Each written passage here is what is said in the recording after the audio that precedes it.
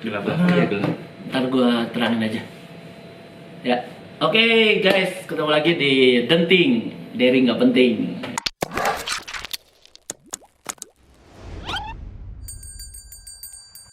Dari nggak penting. Daring nggak penting. Emang nggak penting. Nggak penting emang, tapi udah lama nggak ngepost. Sekarang gue ngepost lagi. Sekarang lagi ada dua teman gue nih di sebelah gue. Sebelah sini ada Randy. Teman lama yang baru ketemu lagi. Iya betul, sama juga sama ini Nicholas.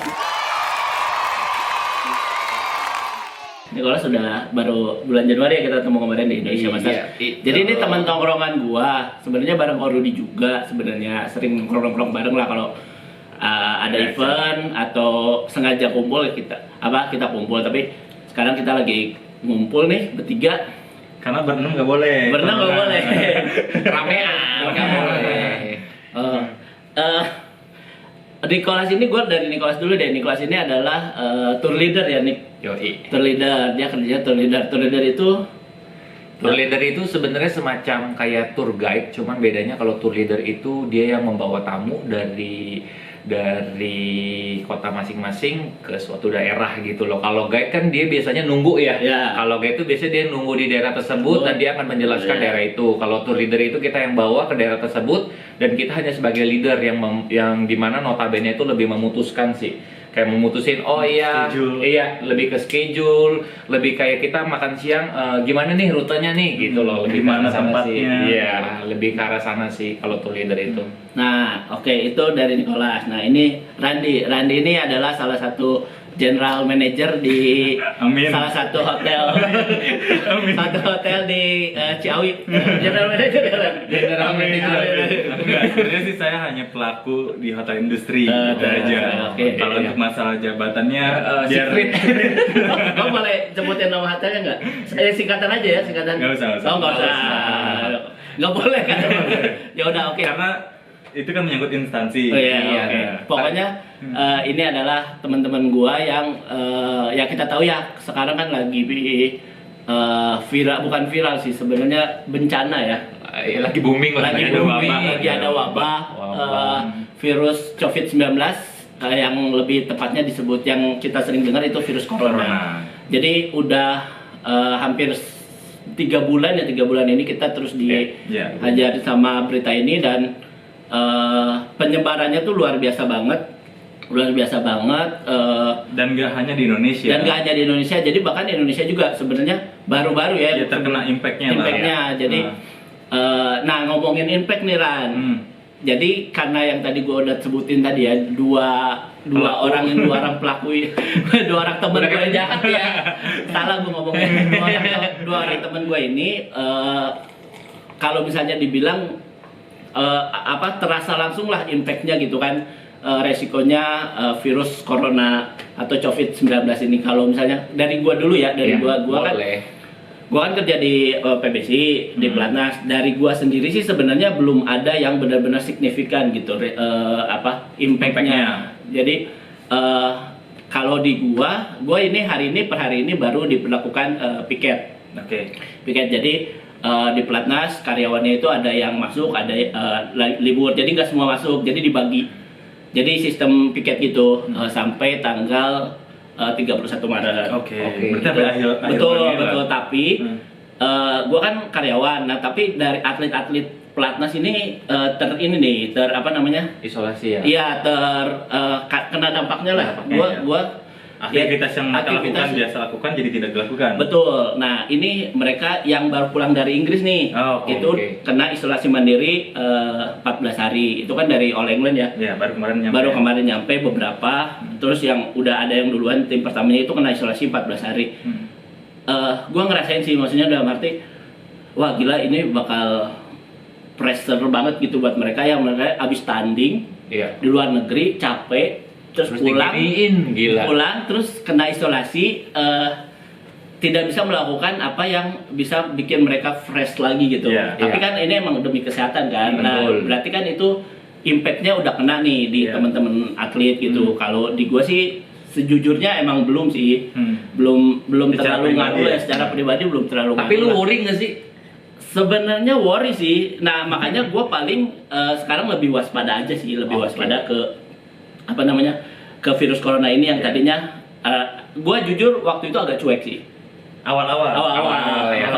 Mungkin sebelum meningkat ya. Iya, sebelum meningkat bahkan setelah Indonesia masuk juga gue masih santai-santai aja gitu ya udahlah. Tapi setelah kasusnya banyak, terus ada yang meninggal, mulai ada yang meninggal, terus di kantor sudah mulai aware gitu, dan gue juga jadi ya udah sekarang mulai waspada, jadi agak parno juga sih sebenarnya. Udah stok makanan dulu? Oh enggak dong. bukan korban banjir ya. Bukan. Kita tidak perlu panik buying ya, karena kan nasi telur juga masih hidup gitu. Ya makan nasi telur kan masih hidup. Masih kecap juga bisa. Gak usah belanja Secukupnya aja. Secukupnya aja lah ya.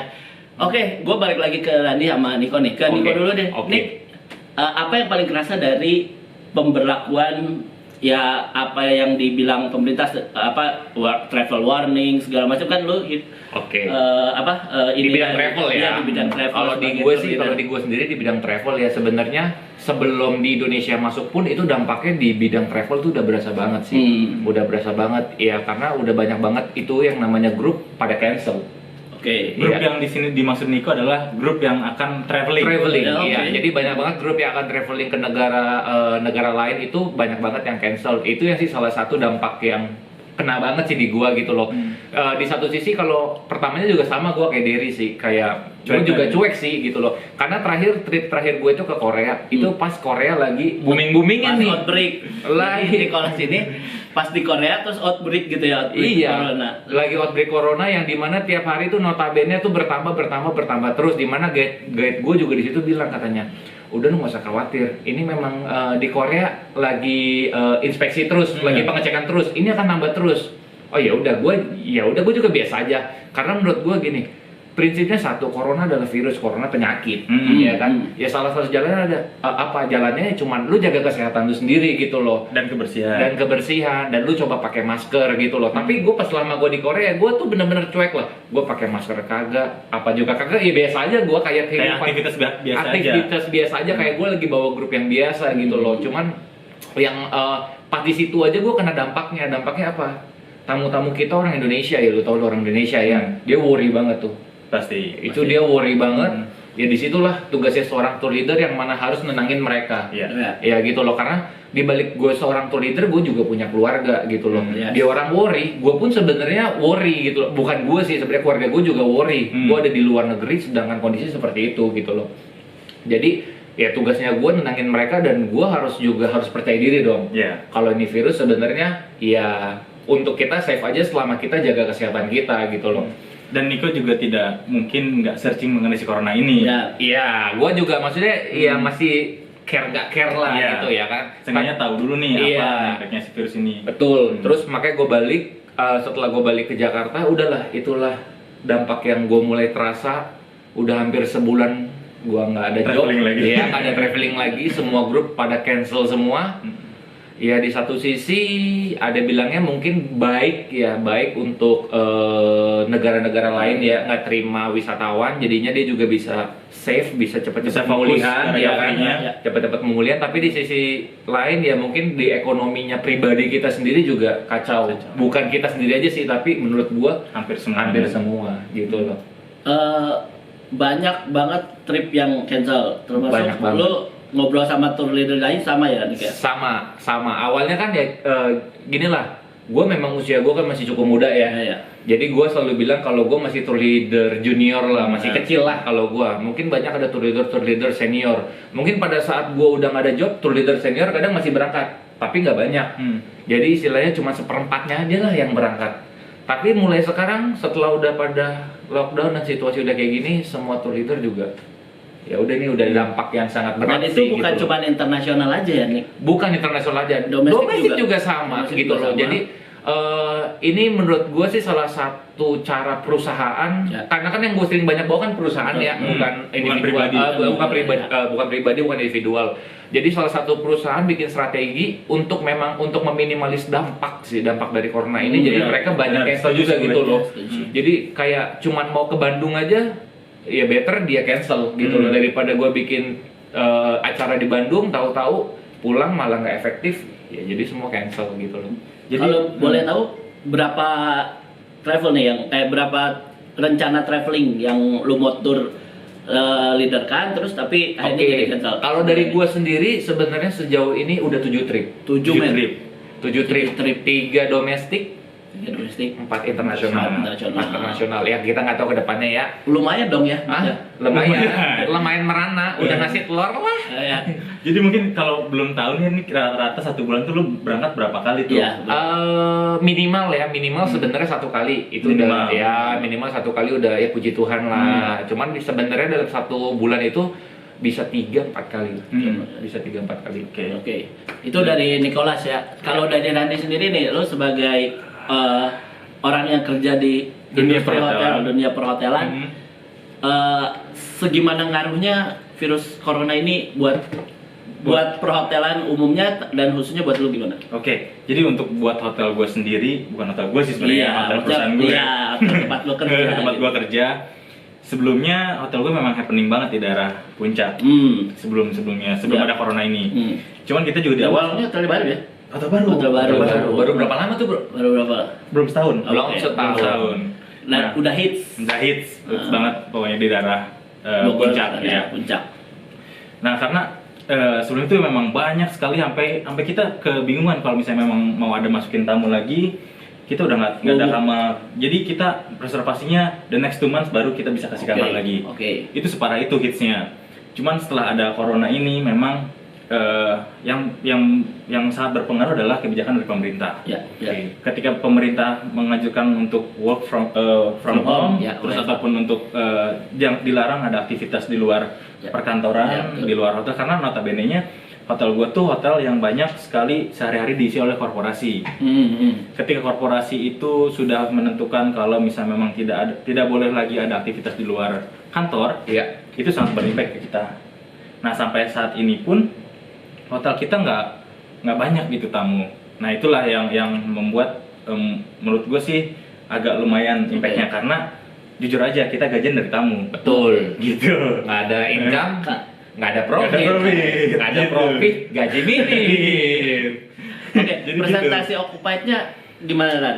Wah, untuk misalnya kurang lebih ini berapa kurang lebih dari berapa sampai dari berapa persen? persen? Kita biasa 90% Oke. on daily basis ya. Yes. Oke. 90 sampai 100 lah. Ya.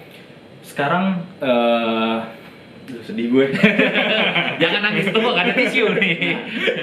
Sekarang tuh 10 sampai 20% Itu Wow. dari tanggal per bulan apa? per minggu kemarin. Oke, Oke. jadi 90 sampai 100% itu misalnya di weekend. Weekend weekdays. Weekend weekdays. Iya. Dan sekarang cuma 20%. 10 sampai 20% seminggu kan berarti hitungannya. Iya. Baru seminggu ini ya. Masih ini. Oh, berarti sebelumnya masih full. Masih lebih enak. Karena kan reservasi hotel jauh-jauh hari. Oh, iya. Jadi udah pasti datang tuh. Oh, iya. Cuman ketika pemerintah mempunyai kebijakan baru dan itu harus dipatuhi kepada beberapa korporasi yang di kita di Indonesia, maka dari situ udah mulai di cancel tuh. Oke. Tapi kalau ngomongin corona kan yang tadi gue bilang juga ini virusnya cukup persebaran ke negara itu luas banget. Iya. Ya walaupun kalau misalnya kita hitung ini sebagai perbandingan aja dari seluruh populasi dunia itu memang masih sangat kecil banget kan. Iya. Masih sangat kecil banget case-nya, tapi karena penyebaran negaranya begitu masif, negara yang kena banyak banget, jadi kita juga jadi harus waspada gitu, ekstra waspada. Bener. Menurut lu kebijakan sekarang tuh udah paling bener nggak sih? Maksudnya kalau dari segi lu ya, apakah harusnya kayak gini nih, tapi menurut lu gimana?